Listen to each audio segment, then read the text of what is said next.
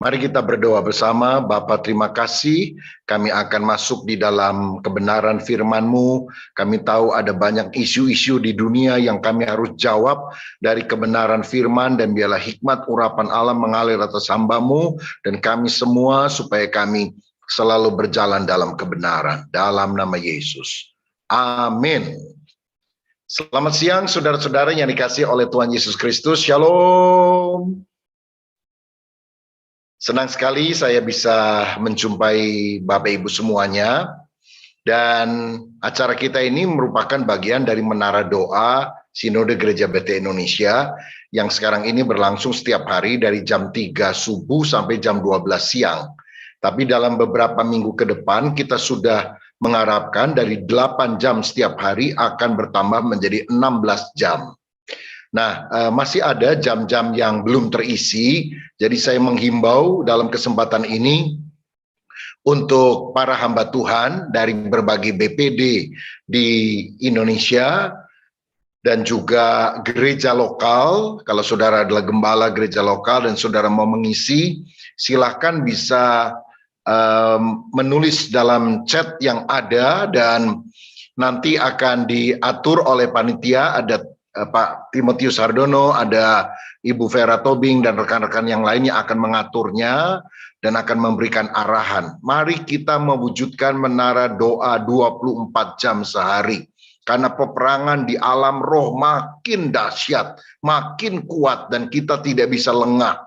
Karena kepandaian logika manusia tidak bisa mengatasi semua peperangan rohani, tetapi di dalam doa dan urapan Roh Kudus kita bisa melakukannya.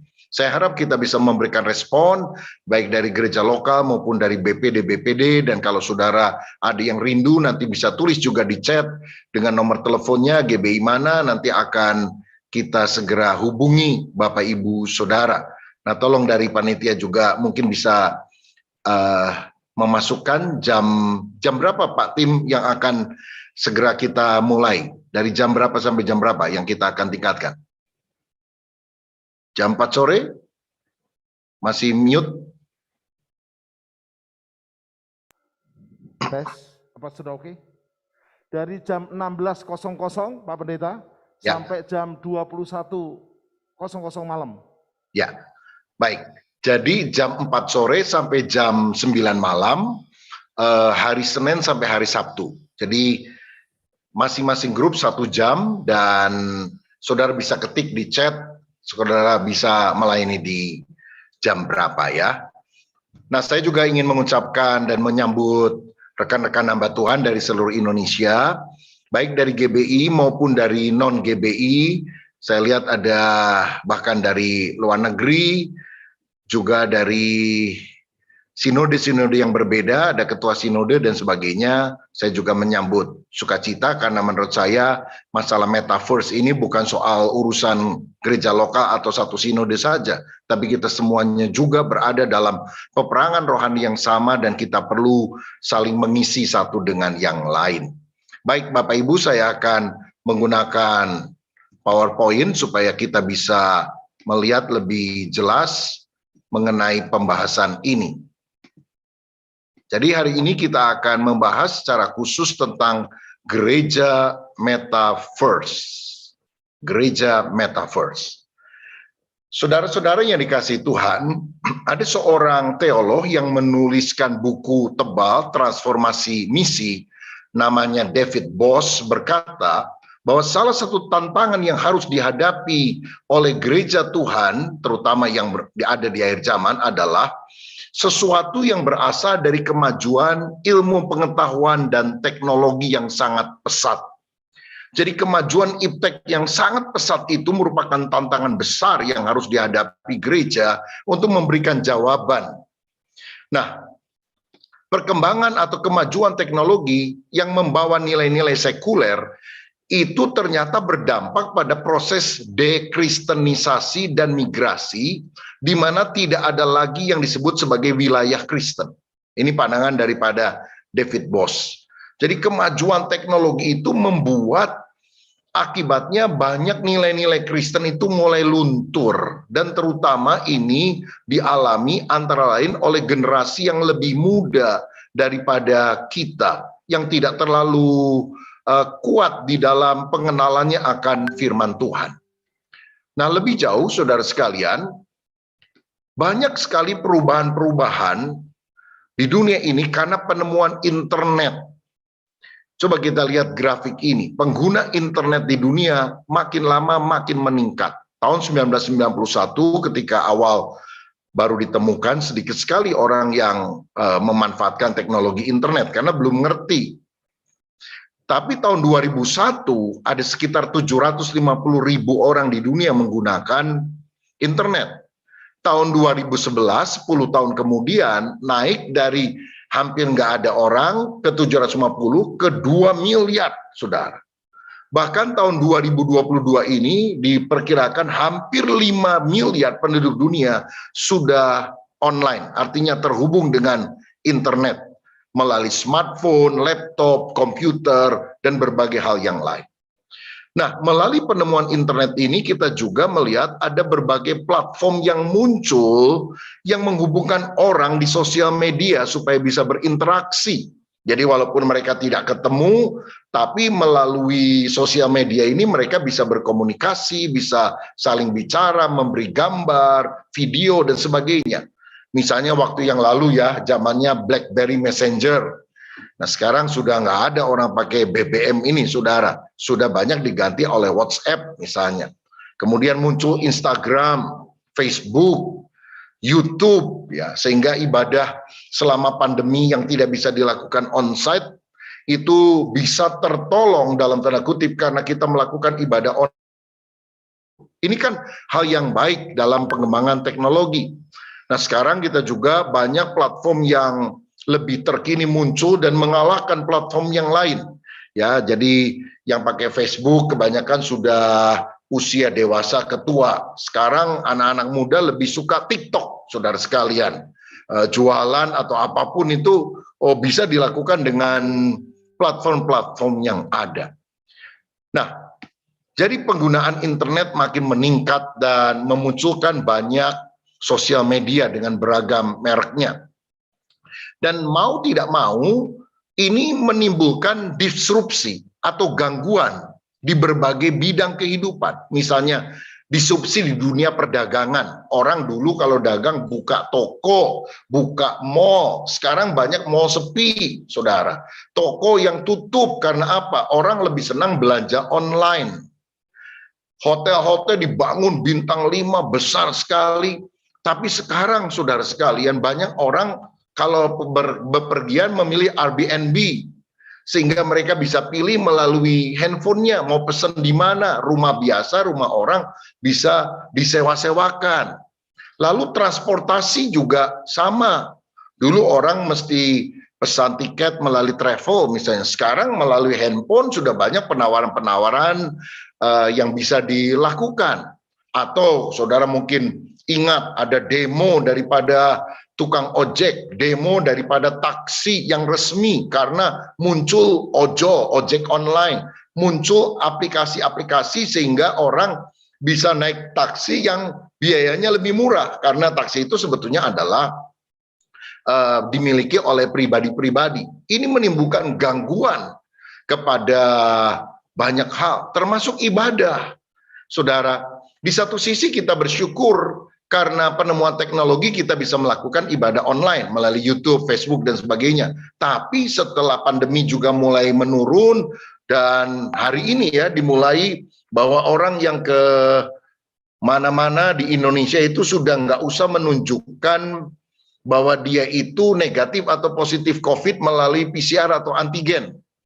Ya, cukup dia sudah divaksinasi 2 kali. Ini menunjukkan bahwa nggak lama lagi corona itu akan dianggap sebagai endemi, saudara sekalian, bukan lagi pandemi, ya. Tapi menurut saya dalam situasi ini kita lebih aman tetap pakai masker, bahkan masker rangkap. Karena kalau saudara naik pesawat, saudara nggak tahu lagi nih, ini orang di sebelah saya ini positif atau negatif. Karena selama ini kan harus di antigen atau PCR dulu, sekarang nggak usah seperti itu. Nah, tapi pada masa seperti ini di mana orang mulai beribadah online, ketika disuruh balik lagi ke onsite, Itu paling di gereja itu baru 30%, 50%, 60% yang balik ke gereja. Yang lain lebih nyaman karena sudah 2 tahun lagi, 2 tahun ini melakukan semuanya secara online. Nah, saudara-saudara, jadi ada plusnya, ada minusnya, ada gangguan di dalam sebuah tatanan yang selama ini sudah kita jalani bersama. Sosial media juga menimbulkan dampak positif atau dampak negatif akibat cepat dan masifnya informasi itu. Dulu kita mendengar informasi dari radio, dari koran, dari televisi. Sekarang, jauh lebih cepat ketika orang lihat WA Group, orang melihat aplikasi yang ada di smartphone kita. Ya, lebih cepat informasinya. Tetapi seringkali informasi-informasi itu juga sangat tidak akurat, bahkan hoax, saudara. Sehingga dunia ini berubah menjadi dunia yang diwarnai dengan berita-berita bohong. Ada dampak negatif yang kita juga harus waspadai. Dulu orang, ya maaf bicara ya, kalau orang mau pesen wanita tunasusila kan, itu kan deg-degan, waduh gimana. Sekarang kan lewat aplikasi online, saudara sekalian. Ya istilahnya BO, booking online. Orang bisa langsung pesen, orangnya masuk ke kamar. Waduh, ini jelas adalah sesuatu yang dampak buruk yang diakibatkan oleh hal itu. Saya ingin tegaskan bahwa sebetulnya teknologi itu netral. Tapi siapa yang ada di belakangnya, siapa yang menggunakannya, itu yang akan menentukan apakah hal itu positif atau negatif.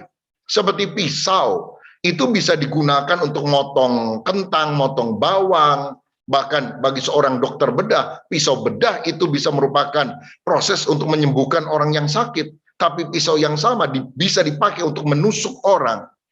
Jadi kita sulit untuk berkata, jangan pakai pisau, karena pisau berbahaya. Karena ternyata ada hal yang menguntungkan. Jangan pakai internet.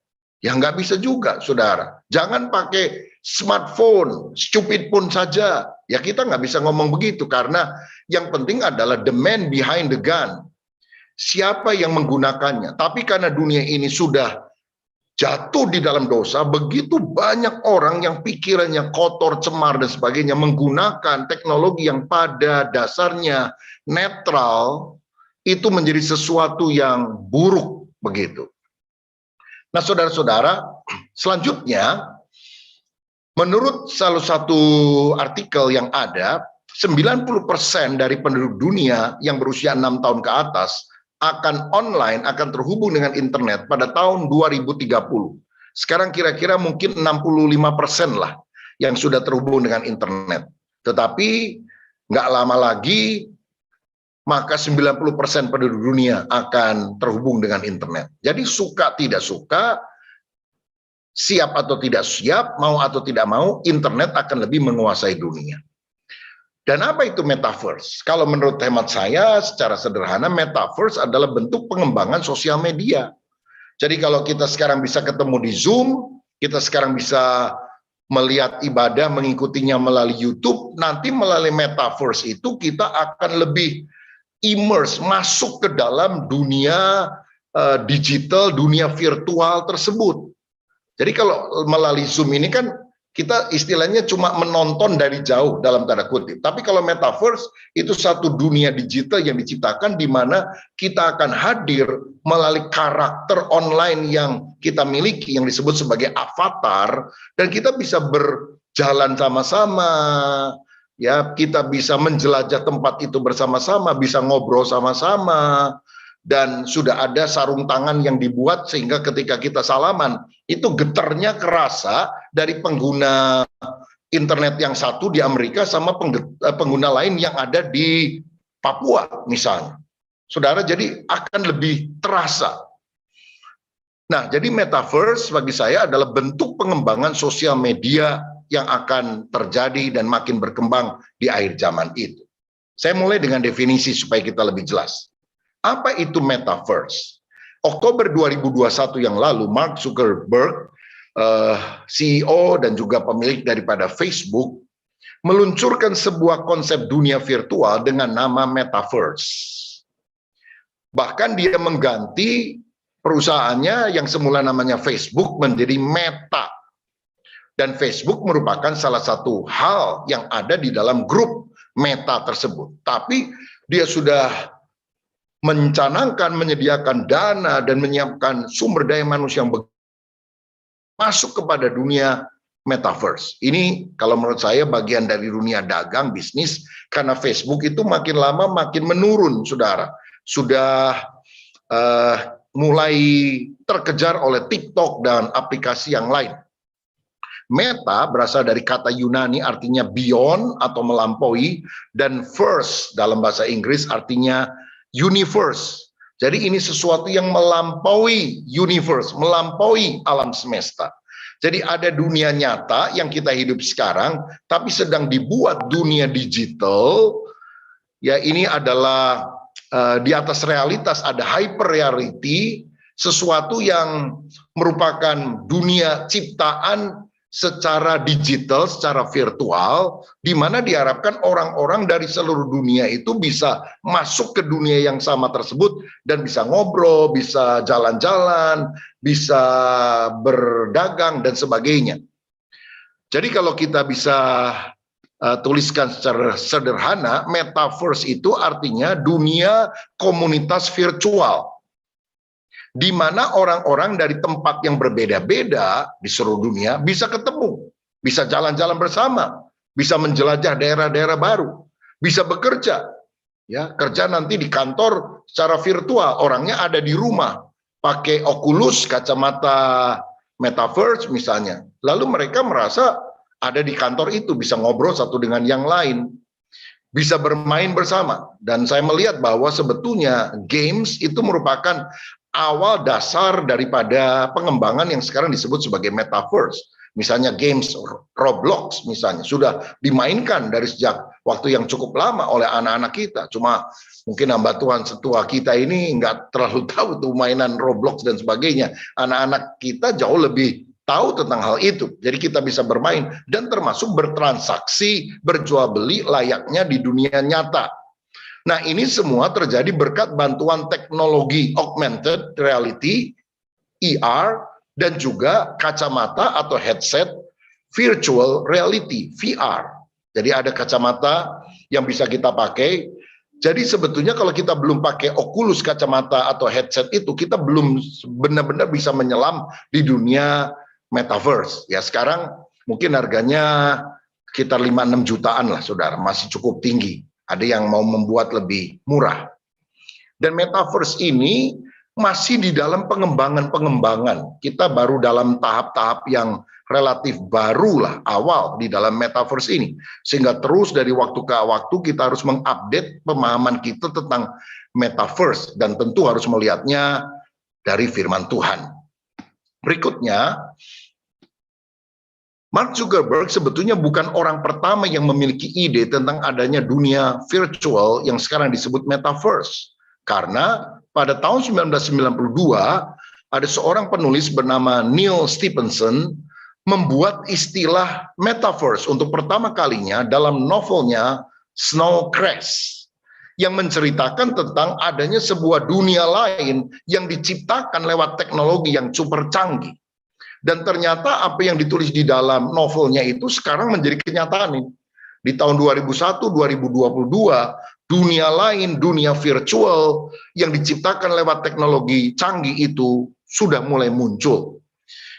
Ya, ada film Matrix trilogi beberapa tahun yang lalu juga sudah mencoba menggabungkan antara dunia nyata dengan dunia virtual yang merupakan pemahaman awal daripada metaverse yang dikenal sekarang ini. Nah, saudara sekalian, jadi sekarang ini ada bentukan dari metaverse yang cukup cukup dicari orang melalui berbagai nama. Antara lain, The Sandbox, Decentraland, Outspace VR, Fortnite Metaverse. Tetapi saya mau katakan sampai kini belum ada atau tidak ada satu metaverse gabungan seluruh dunia. Jadi masing-masing membuat metaverse-nya sendiri-sendiri.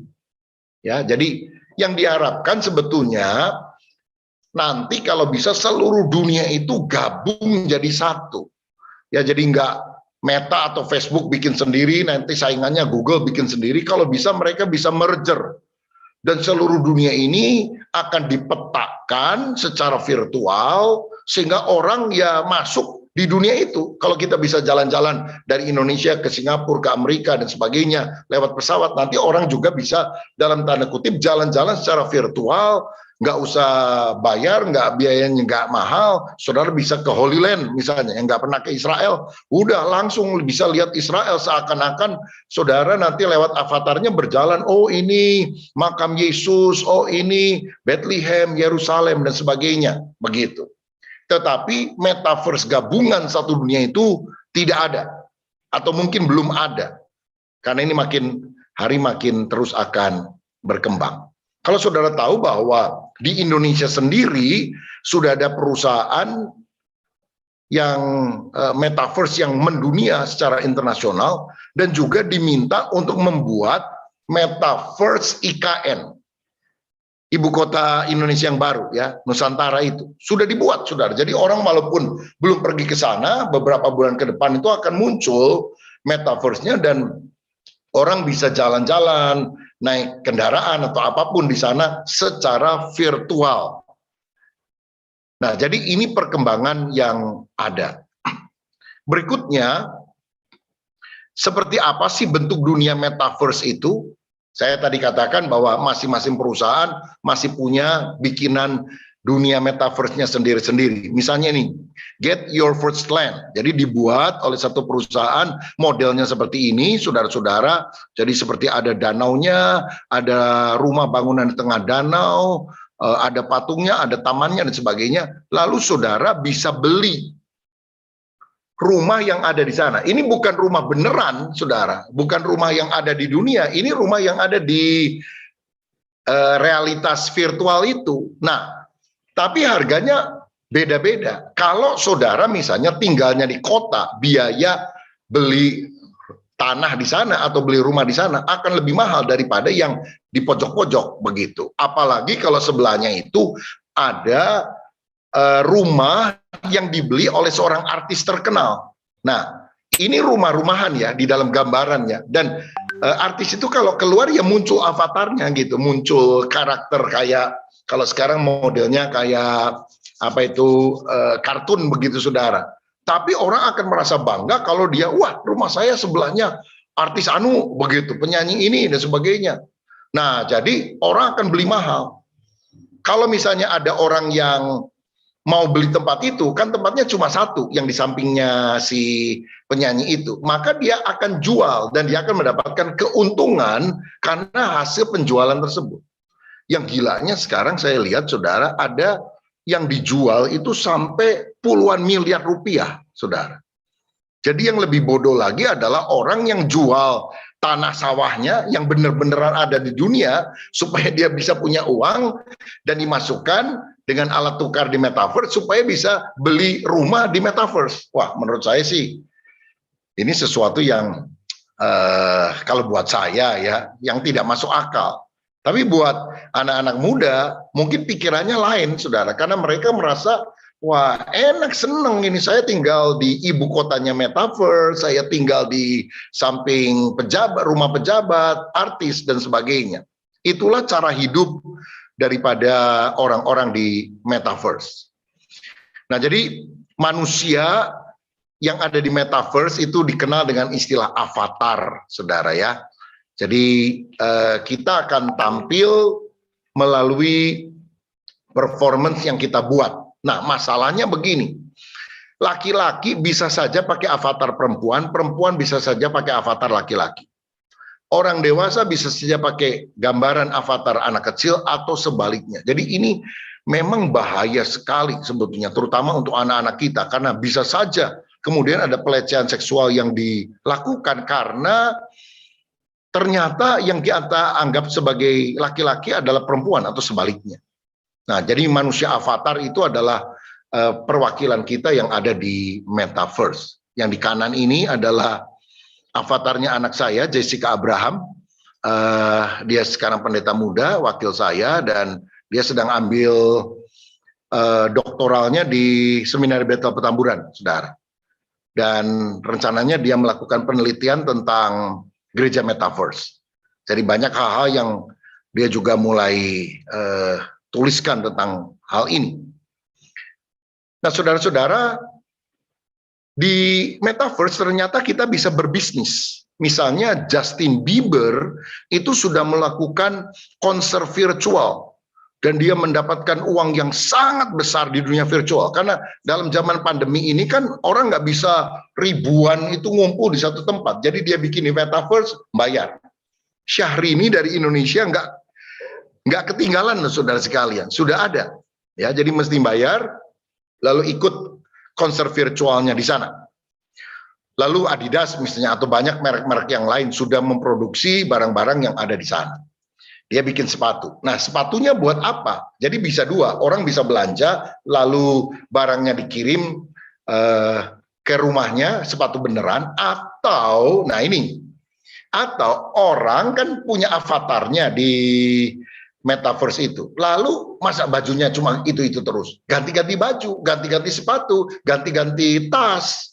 Nah, itu dijual oleh macam-macam merek, oleh Gucci, Louis Vuitton, atau apa. Harganya juga nggak murah, saudara. Yang pakai siapa? Bukan orang benernya, tapi itu avatarnya. Pakai tas Gucci dan sebagainya. Wah, ini dunia aneh ini, ya. Tapi itu yang akan terjadi. Nah, yang mengejutkan di Indonesia, saudara sekalian, ada seorang wajah ndeso ini ya, namanya Gozali. Beberapa waktu yang lalu dia menjual foto-foto selfie-nya dari sejak tahun berapa sampai tahun sekian, dan itu digunakan sebagai alat pembayaran di metaverse, namanya non-fungible token, NFT. Ini merupakan aset digital berupa foto, video, atau musik, atau dokumen, dan lain-lain, dan nilai tukarnya unik, tidak bisa diganti. Dan ternyata penjualannya itu saya baca sekarang sudah tembus nilai 3 triliun. Lah ini mahasiswa Ndeso, saudara sekalian, jual fotonya ya 3 triliun. Loh, saya mau jual foto saya, kok nggak ada yang beli itu ya? Nggak laku-laku gitu. Ini anak Deso ini kok bisa ya? Inilah kalau saya bilang kegilaan di dunia metaverse. Pembayaran dengan uang digital yang disebut sebagai aset kripto dengan macam-macam merek, dan ini untuk beli tanah digital dan hal-hal yang lain begitu. Nah, ada dampak buruk lain tentunya di dalam metaverse ini. Sudah dibangun juga kasino di metaverse. Nah, ini memudahkan saudara-saudara yang suka judi itu ya. Kalau suka judi itu kan nanti ditangkap orang dan sebagainya. Sekarang saya kemarin ini baru dari Batam dan saya lihat ada satu kapal pesiar gede bagus antara Batam dan Singapura. Lalu saya tanya, ini kapal pesiar kemana? Oh, ini nggak kemana-mana Pak, cuma ke Laut Lepas supaya mereka judi 4 hari 3 malam, jadi nggak bisa ditangkap oleh pemerintah Indonesia dan nggak bisa ditangkap di Singapura karena judinya itu di perairan internasional Laut Lepas begitu. Waduh, luar biasa juga ya. Nah, sekarang ini ada kasino di metaverse sehingga orang kalau mau judi dan sebagainya yang nggak bisa ditangkap karena apa? Nah, ini sesuatu yang baru, biasanya peraturannya belum jelas, sudah belum ada rule yang mengatur sehingga orang bisa sembarangan mau-maunya mereka begitu. Ini adalah dampak buruk yang kita harus waspadai. Berikutnya juga ada meeting LGBT yang sudah membangun platformnya di metaverse. Ya, jadi mereka mengembangkan situs ini, ada pertemuan antara orang-orang lesbian, gay, dan sebagainya. Jadi metaverse sudah digunakan juga untuk hal-hal yang negatif. Nah, pertanyaan pentingnya bagi kita, bagaimana kita sebagai gereja atau umat Tuhan menyikapi metaverse itu? Apakah kita bilang, ini jelek, udah jangan ada yang mau metaverse, begitu? Atau bagaimana? Saudara-saudara, dalam Yohanes 17 ayat 14-19, Yesus pernah berkata, aku telah memberikan firman-Mu kepada mereka dan dunia membenci mereka, karena mereka bukan dari dunia, sama seperti aku bukan dari dunia. Aku tidak meminta supaya engkau mengambil mereka dari dunia, tetapi supaya engkau melindungi mereka daripada yang jahat. Mereka bukan dari dunia, sama seperti aku bukan dari dunia.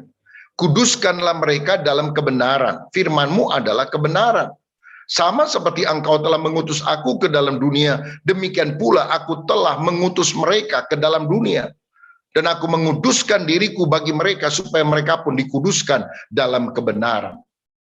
Kita ini ada di dunia tapi tidak berasal dari dunia. Dan firman Tuhan harus menjadi perisai dalam hidup kita supaya kita hidup di dalam kebenaran. Jadi walaupun kita tinggal di dunia, kita tidak boleh duniawi. Dan ingat, sama seperti Kristus diutus, kita juga diutus ke dalam dunia yang berdosa ini untuk menggarami mereka. Nah, saudara-saudara, bagaimana interaksi antara gereja dengan teknologi sebetulnya tidak baru terjadi hari-hari ini. Richard Niebuhr itu memberikan 5 alternatif melihat posisi Yesus dan budaya. Biasanya para teolog sudah kenal betul tentang buku ini, sudah dicetak puluhan tahun yang lampau, saudara. Ya, nah dia memberikan 5 hal. Ya, tentu uraiannya panjang dan detail, tapi secara garis besar begini. Bagaimana posisi Kristus dan budaya? Posisi kekristenan, gereja, dan budaya. Yang pertama, Kristus melawan budaya. Oh, semua budaya jelek. Ya, pokoknya dijelek-jelekan, harus dilawan, tidak boleh diterima. Yang kedua, Kristus dari budaya. Nah, ini menerima 100%. Kristus di atas budaya. Memahami itu ada, tapi diremehkan. Kristus dan budaya terpisah. Ya boleh ada budaya, tapi terpisah. Kita tidak mau terlibat di dalam budaya. Atau yang kelima yang disarankan adalah Kristus mentransformasi budaya. Jadi supaya gampangnya saya bagi 3 biasanya, saudara. Supaya nggak 5 kebanyakan jadi 3. Jadi begini, bagaimana sikap kita terhadap budaya? Pertama, ada budaya yang harus kita tolak karena tidak sesuai dengan firman. Misalnya berdoa di depan foto untuk menyembah arwah, begitu. Itu jelas adalah budaya yang tidak cocok dengan firman Tuhan. Nah, berdoa di kuburan supaya orang si arwah itu bisa mendapatkan makanan atau tempat yang lebih baik lah di alam sana. Jelas ini adalah budaya yang harus kita tolak. Tapi ada budaya yang harus kita terima karena tidak bertentangan dengan firman Tuhan dan bagus. Misalnya dalam budaya Tionghoa, kalau mau tahun baru Imlek itu orang biasanya kumpul dalam keluarga, lalu saling kasih angpau satu dengan yang lain, ya terutama orang tua kepada anak-anak kecil, atau orang yang sudah menikah juga bisa memberikan angpau kepada orang tuanya yang sudah lanjut usia. Kita bisa terima budaya semacam itu. Tetapi banyak budaya yang harus diubah, diberi warna yang baru. Itulah yang disebut Kristus mentransformasi budaya. Nah, bagaimana sikap kita terhadap hal ini? Pertanyaan pentingnya sekarang ketika kita melihat sosial media mulai bermunculan, bahkan berkembang menjadi metaverse. Apakah kita akan membiarkan metaverse menjadi satu dunia tanpa Tuhan, di mana kita bilang jangan masuk metaverse? Dia itu akan menjadi dunia tanpa Tuhan, atau kita ikut memperkenalkan Kristus di dalamnya, walaupun sangat berhati-hati terhadap bahaya-bahaya negatif di dalam metaverse tersebut. Pilihan ada di tangan kita. Menjadikannya dunia tanpa Tuhan, atau kita mau memperkenalkan Kristus di dalamnya. Nah, saudara, ada bagian ayat dalam 1 Korintus 9 ayat 19 sampai 22, Paulus pernah berkata begini, "Sungguh pun aku bebas terhadap semua orang, aku menjadikan diriku hamba dari semua orang, supaya aku boleh memenangkan sebanyak mungkin orang. Demikianlah bagi orang Yahudi, aku menjadi seperti orang Yahudi supaya aku memenangkan orang-orang Yahudi. Bagi orang-orang yang hidup di bawah hukum Taurat, aku menjadi seperti orang yang hidup di bawah hukum Taurat. Sekalipun aku sendiri tidak hidup di bawah hukum Taurat, supaya aku dapat memenangkan mereka yang hidup di bawah hukum Taurat." Jadi Paulus bilang, aku ingin memenangkan mereka, itu motivasinya, sehingga aku menyesuaikan diri relevan dengan mereka, walaupun tetap menjaga kebenaran firman yang tidak boleh dikompromikan. Saudara, ayat berikutnya berkata, Bagi orang-orang yang tidak hidup di bawah hukum Taurat, aku menjadi seperti orang yang tidak hidup di bawah hukum Taurat. Sekalipun aku tidak hidup di luar hukum Allah, karena aku hidup di bawah hukum Kristus, supaya aku dapat memenangkan mereka yang tidak hidup di bawah hukum Taurat. Bagi orang-orang yang lemah, aku menjadi seperti orang yang lemah, supaya aku dapat menyelamatkan mereka yang lemah. Bagi semua orang, aku telah menjadi segala-galanya, supaya aku sedapat mungkin memenangkan beberapa orang dari mereka. Jadi ayat ini yang sudah ditulis ribuan tahun yang lampau juga harus menjadi kerangka berpikir kita. Saya bukan orang yang suka ada di dunia metaverse misalnya. Tetapi ada orang-orang, terutama anak-anak muda yang berada di dunia metaverse. Sudah lebih ahli bahkan dalam teknologi itu dibandingkan dengan kita. Tetapi mereka semuanya membutuhkan Kristus, dan kita harus memenangkan mereka supaya mereka juga mengenal kebenaran. Nah, saudara, 1 Korintus 9 ayat 23 juga mengatakan, segala sesuatu ini aku lakukan karena Injil, supaya aku mendapat bagian dalamnya. Kalau kita ingat reformasi yang pernah terjadi di gereja Tuhan, Martin Luther, ya, tahun 1517 itu menempelkan 95 dalil di pintu gerbang gereja yang ada di Jerman, dan dia ingin agar umat Tuhan kembali back to the Bible. Bagaimana Martin Luther dan juga orang-orang yang terpengaruh pada idenya itu bisa menyebarkan pemikirannya tentang reformasi gereja dengan masif. Karena nggak terlalu lama sebelumnya ditemukan teknologi mesin cetak oleh Gutenberg.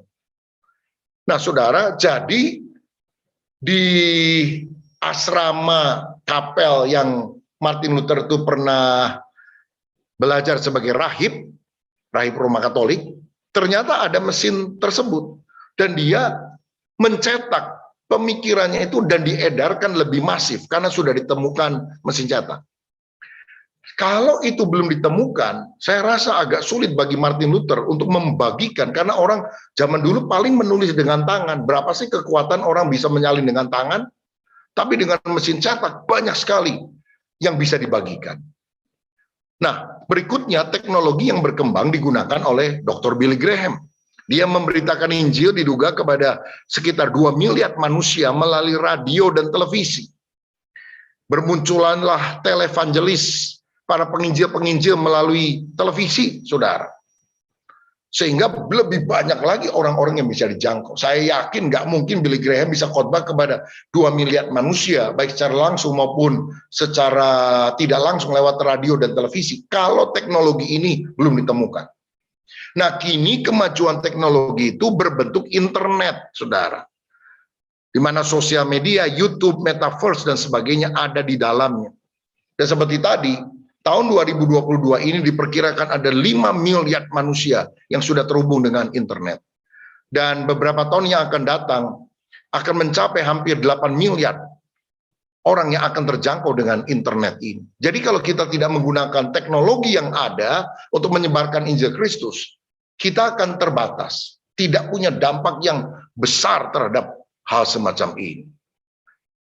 Nah, saudara-saudara, karena saya pun sudah mulai mendengar pro kontra tentang metaverse, dan saya sudah mendengar juga ada pendeta atau dari sinode yang menolak mentah-mentah adanya gereja metaverse. Karena mereka berkata gereja itu adalah tempat pertemuan orang ketemu secara fisik, di mana 2 atau 3 orang berhimpun dalam nama Yesus, aku hadir. Itu adalah gereja. Tapi kalau orang ketemu walaupun bukan 2-3 orang, 20 orang, 50 orang secara metaverse, maka itu tidak bisa disebut sebagai ibadah atau gereja. Nah, saudara-saudara, kita tentu menghargai semua pandangan yang ada, tetapi apakah kita akan menjadi orang yang sangat kolot dan menentang ini, ataukah kita mentransformasikan, mengubah kebudayaan itu menjadi sesuatu yang berguna untuk kerajaan sorga. Berikutnya, saudara sekalian, kita mulai lihat gereja di metaverse. Ya. Pelopornya adalah Pastor D.J. Soto di Amerika Serikat pada tahun 2016. Lalu sekarang Life Church yang digembalakan oleh Pastor Craig Groeschel merupakan salah satu pelopor daripada gereja Metaverse ini.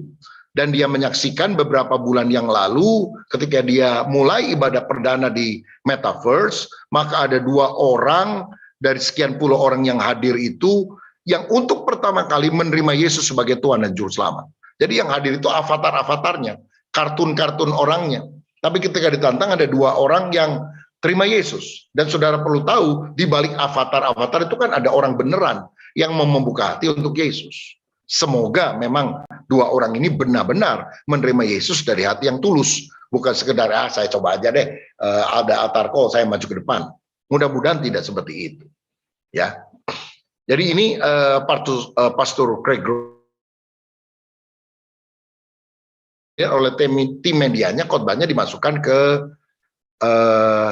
bukan hanya ke YouTube, tapi juga ke Metaverse, begitu. Nah, anak muda di gereja kami juga sekarang ini mencoba melakukan itu dengan nama Mini Metaverse, saudara sekalian. Hai, sekarang Little Teens Kelapa Gading punya Mini Metaverse-nya sendiri loh. Di sini kamu bisa pilih mau berpenampilan seperti apa, kamu bisa ngobrol dan berinteraksi dengan satu sama lain dengan cara yang baru. Ada banyak games yang kita bisa mainin bareng, mulai dari fishbowl, Tetris, dan game menarik lainnya. Tetapi yang paling penting adalah di sini kita bisa berdoa dan juga belajar tentang Tuhan bersama-sama. Jadi jangan sampai kamu ketinggalan kesempatan untuk bertumbuh dengan komunitas yang mendukung kamu. Scan barcode ini supaya kami bisa mengenal kamu lebih dekat.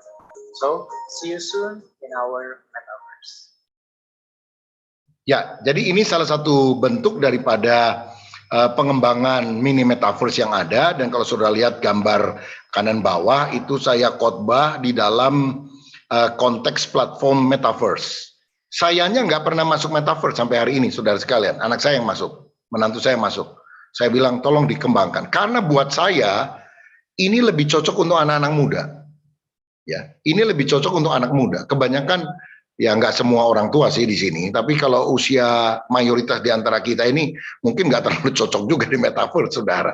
Tapi remaja sama anak muda cocok. Nah, kalau kita abai melengkapi mereka dengan pemahaman akan firman, kita juga nggak tahu, kan bahaya itu. Nah, jadi saya khotbah biasa di gereja, direkam pakai video, lalu disiarkan di YouTube, tapi siaran itu juga dimasukkan di dalam konteks metaverse, begitu. NDC, Pendeta Yosi Abisaputra, baru meluncurkan gereja metaverse-nya minggu lalu kalau nggak salah. Ya. Kabar gembira, segera hadir di gereja kita, NDC Metaverse. Saudara dapat mengikuti ibadah metaverse ini dengan nuansa 3 dimensi dan dapat berinteraksi dengan Asher serta jemaat lainnya. Caranya, masuk dari browser di komputer Anda dan ketik altvr.com untuk website Altspace VR, lalu klik download. Kemudian, klik Get It from Microsoft. Ikuti petunjuk pendaftaran akun Microsoft hingga selesai. Lalu klik Next dan Play. Kemudian lakukan sign in di Altspace VR dan klik Set up my profile. Lanjutkan hingga selesai. Klik Enter Code dan masukkan kode NDC Metaverse yang didapat dari push notification dan banner NDC Metaverse di aplikasi NDC. Selamat datang di NDC Metaverse. Saudara dapat mengikuti ibadah Metaverse dengan menggunakan komputer atau kacamata virtual reality untuk mendapat pengalaman yang lebih baik. Ya, jadi kalau saudara tidak punya kacamata Oculus itu nggak bisa lihat 3 dimensi, cuma 2 dimensi. Tapi kalau pakai Oculus itu maka akan masuk lebih immerse masuk ke dalam dunia metaverse tersebut, saudara. Jadi ini contoh-contoh yang ada. Dan jangan heranlah saudara, GKI, Gereja Kristen Indonesia, yang mungkin menurut kita lebih konservatif, sudah punya gereja metaverse-nya. Dan mereka akan mengadakan sebuah seminar metaverse, seminar di mana orang-orang juga bisa hadir secara metaverse. Luar biasa juga ini, ya. Jadi kita juga perlu open minded soal hal ini. Nah, saudara, kita juga bisa melakukan penginjilan di dalam metaverse seperti Alpha, ya. Itu juga bisa sudah melakukan hal tersebut. Kemudian ada komunitas sel yang kita bisa lakukan secara metaverse. Kalau sekarang kan lewat Zoom. Anak-anak muda nanti akan beralih ini kelihatannya lebih senang komselnya itu bukan lewat Zoom tapi lewat Metaverse. Karena mereka seakan-akan ada di satu ruangan, bisa duduk bareng-bareng, bisa ngobrol, seperti orangnya benar-benar hadir di sana. Jadi itu sebabnya saya bilang bahwa Metaverse ini pengembangan dari sosial media yang pernah ada. Jadi saudara tipe mana? Ya, saya mau tanya, kira-kira Bapak Ibu masih suka belanja itu offline, datang ke tokonya, pilih bajunya, pilih barangnya, dan sebagainya, atau sudah mulai senang belanja tipe online? Siapa yang lebih suka belanja offline, masuk ke tokonya terus? Di mall dan sebagainya? Atau siapa yang mulai senang belanja di online? Lebih praktis, nggak usah keluar rumah, nggak takut virus, ya, tapi kemudian barangnya bisa dikirim ke rumah kita. Nah, jadi kan ada dua tipe, yang suka offline ataupun senang online. Kebaktian juga mau tidak mau akan beranjak seperti itu, saudara. Saya ingin orang sedapat mungkin kebaktiannya offline, onsite, ya, datang ke gereja langsung ketemu, lain lah. Beda, saudara, sama cuma nonton YouTube, ya. Tapi ada orang-orang yang kita dorong-dorong sampai hari ini, kita lihat kenyataannya, gereja kita nggak sepenuh dulu. Walaupun sebagian datang di gereja, sebagian lagi nonton di YouTube misalnya, atau di Facebook. Nah, jadi yang kita bisa lihat dalam ini adalah Metaverse bukan untuk semua orang. Tetapi karena ada orang di Metaverse, maka harus ada Injil juga di Metaverse. Saya nggak percaya bahwa semua gereja yang ada, gedungnya, itu akan tutup lalu pindah semua ke Metaverse. No, saya nggak percaya itu. Saya lebih percaya akan jauh lebih banyak orang yang tetap beribadah di gereja-gereja daripada di Metaverse. Tapi gereja, orang-orang yang akan masuk ke gereja online, termasuk di dalamnya Metaverse, itu makin hari akan makin meningkat. Dan kalau tidak punya jaring, penjaring jiwa di sana, kita akan kehilangan orang-orang itu. Karena orang-orang itu tidak akan datang ke gedung gerejanya, saudara. Jadi sekali lagi ya, Metaverse bukan untuk semua orang. Tetapi karena ada orang di Metaverse, menurut saya kebanyakan akan ada anak-anak muda, bahkan anak kecil, maka harus ada Injil yang diberitakan, harus ada pelayan-pelayan Tuhan yang melayani di Metaverse. Nah, saudara sekalian, karena di balik avatar Metaverse itu, kan ada manusia real yang membutuhkan Tuhan Yesus sebagai Tuhan dan Juru Selamatnya. Tidak ada realitas secanggih apapun di luar Kristus yang dapat memenuhkan kebutuhan manusia akan kasih dan pengampunan dan tentu keselamatan. Itu sebabnya di platform apapun kita harus masuk ke dalamnya untuk memenangkan sebanyak mungkin orang bagi Kristus.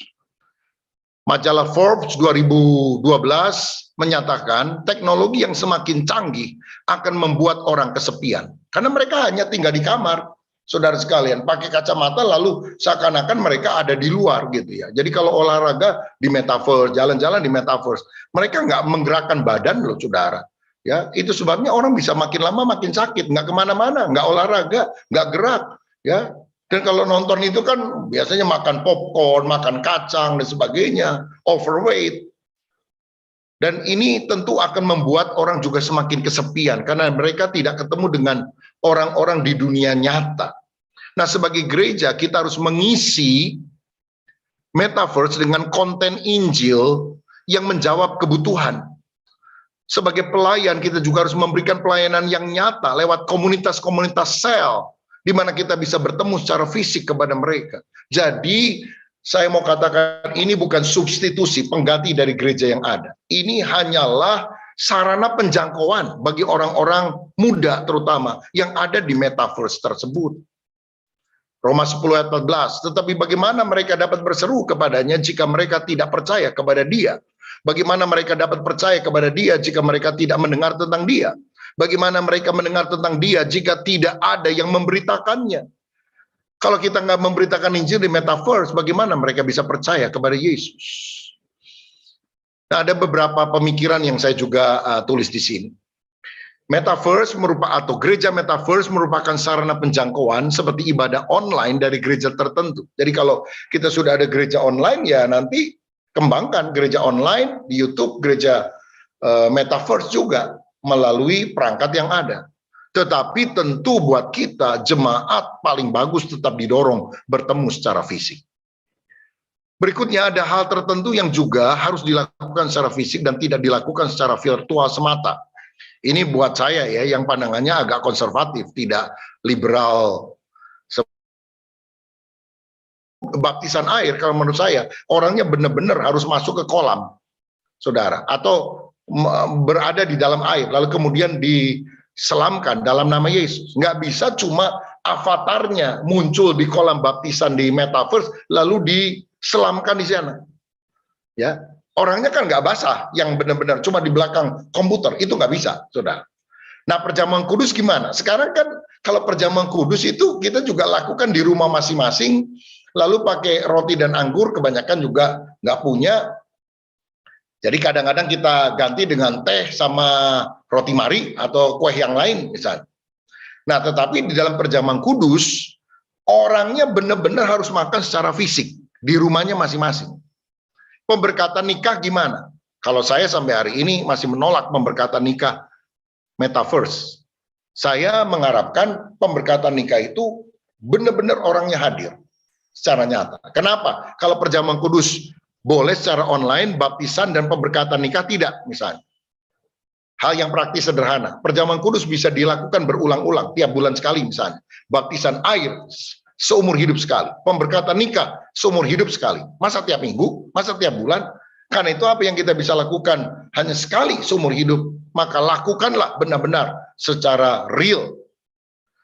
Lalu adanya persekutuan secara nyata, koinonia, yang tidak bisa diganti hanya untuk sesuatu yang sifatnya online. Jadi kita harus bertemu bukan hanya secara virtual, tapi juga secara fisik, supaya unsur persekutuan koinonia itu benar-benar bisa lebih terhayati. Dan masih banyak hal teologis dan praktika pelayanan yang harus dibahas tentang gereja metaverse ini. Karena teknologi ini masih baru, saudara, dan masih berkembang. Mark Zuckerberg misalnya, walaupun dia sudah mengumumkan perusahaannya dari Facebook berubah menjadi Meta, metaverse-nya dari Facebook atau dari Meta itu kan belum ada, saudara. Baru sedang dikembangkan. Nah, karena itu kita juga masih terus harus memperbincangkan hal teologis dan praktis tentang hal-hal detail di dalam konteks metaverse ini. Karena itu saya mau bilang, walaupun biasanya saya bagikan PowerPoint-nya, kali ini saya tidak bagikan dulu PowerPoint-nya, saudara. Tetapi rekaman ini nanti akan diupload di YouTube Sinode GBI Official, supaya saudara bisa mendengarkan lagi. Tetapi bahan ini akan diupdate dari waktu ke waktu, karena ini masih relatif baru dan perlu pengembangan-pengembangan yang lebih jauh, supaya jangan sampai apa yang ada itu kemudian dimiliki dan seakan-akan ini sudah final begitu ya. Ini adalah sesuatu yang terus akan dikembangkan dari waktu ke waktu. Nah, saudara-saudara, serbuan yang tidak bisa dicegah akan terjadi, terutama akan berdampak pada generasi Z, generasi Z, kini umur 10-27, dan generasi Alpha di bawah 10 tahun. Kalau menurut saya generasi milenial bisa 50-50 lah. Ada yang masuk metaverse, ada yang tidak suka dengan metaverse. Apalagi generasi baby boomer di atasnya, atau generasi silent di atasnya, itu mungkin kurang cocok ya. Pakai kacamata, lihat gambar gitu, begitu dicopot pusing kepalanya, saudara sekalian.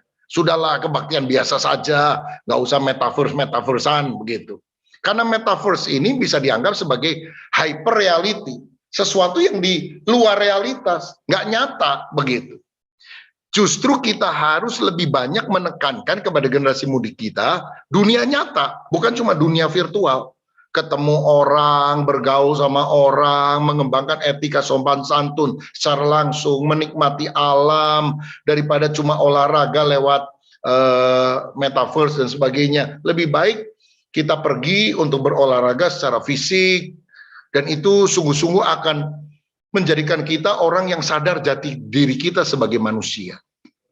Nah, penting sekali untuk kita juga pahami bahwa membangun kesehatan rohani seperti penekanan dari sinode gereja kita, the year of spiritual health, itu adalah sesuatu yang sangat penting, terutama untuk generasi Alpha dan juga generasi Z, agar mereka tidak makin sekuler. Karena semakin muda usia seseorang, menurut penelitian George Barna, orang itu makin sekuler, saudara. Yang cinta Tuhan, suka baca Alkitab dan sebagainya, itu kebanyakan orang-orang yang sudah dewasa tua, yang makin muda makin sekuler. Apakah kita akan kehilangan generasi di bawah kita? Mari kita bentengi mereka dengan firman, dan jadilah mentor untuk mereka semua, saudara. Kita bukan dari dunia, tapi kita ada di dunia. Firman-Mu adalah kebenaran. Itu benteng yang harus kita miliki. Dan saya mau katakan statement ini. Buat saya, tidak semua perlu membangun pelayanan di metaverse. Sekali lagi saya katakan ya, terutama untuk para pendeta GBI. Tidak semua gereja perlu membangun pelayanan di metaverse. Ya, kalau ada yang, wah, apa saya perlu bikin?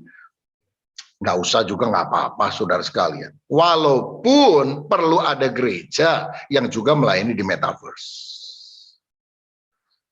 Jadi kalau mayoritas, kemungkinan nggak akan punya gereja metaverse. Kalau online lewat YouTube mungkin masih lah. Tapi tidak semua, apalagi gereja di desa-desa nggak usah lah. Saudara, ketemu fisik itu lebih bagus kok daripada ketemu di metaverse, ya.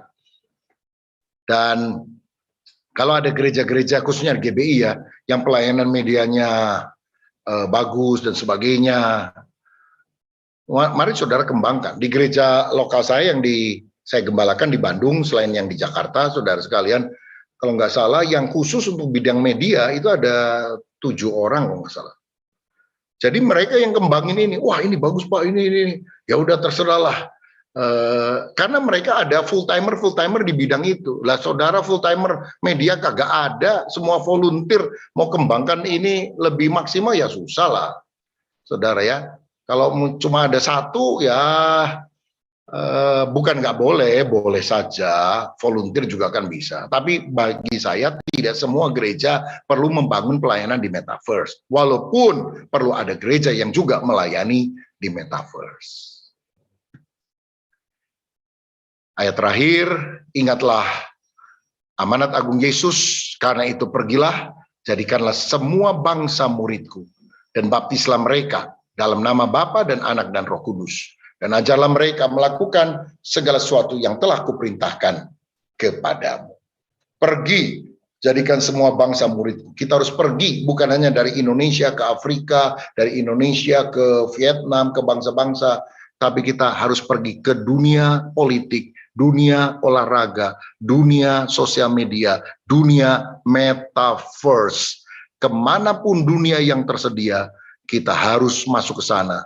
Bukan untuk dipengaruhi oleh dunia, tapi memberitakan Injil dan menjadi berkat di sana. Tuhan Yesus memberkati kita. Mari kita tunduk kepala sebentar, kita berdoa. Biarlah Tuhan sendiri menuntun kita. Bapa Surgawi, kami tahu bahwa dalam kehidupan ini ada banyak tantangan-tantangan yang kami hadapi. Dan itu juga berasal dari tantangan ilmu pengetahuan dan teknologi. Tapi biarlah kami selalu melihat bahwa teknologi sesuatu yang sebetulnya netral, tinggal bagaimana kami menggunakannya. Dan biarlah kami menjadi orang-orang yang bisa melengkapi diri dengan firman-Mu, karena kami tahu ada bahaya-bahaya di dalam metaverse, ada rasisme di metaverse, ada pelecehan seksual, ada penipuan-penipuan yang makin marak, ada komunitas LGBT di sana. Tetapi kami juga tahu bahwa sinar terang Kristus harus dinyalakan di sana. Hamba-Mu tahu bahwa tidak semua gereja akan masuk di dalam dunia metaverse dan melakukan pelayanan. Tetapi hamba berdoa, biarlah orang-orang yang ada di dunia maya itu juga sadar ada dunia nyata, real yang Tuhan sudah ciptakan, di mana kami bisa berkomunikasi satu dengan yang lain. Ya Tuhan, biar kami menjadi kelompok orang yang tidak menentang budaya, tetapi kami menjadi orang yang menguduskan budaya, memasehikan budaya, mentransformasi budaya untuk takluk di bawah kaki Kristus. Kami menaklukkan segala pikiran dan menundukkannya di bawah Kristus. Dan biarlah teknologi apapun kami gunakan untuk kemuliaan nama. dalam nama Yesus. Haleluya. Amin.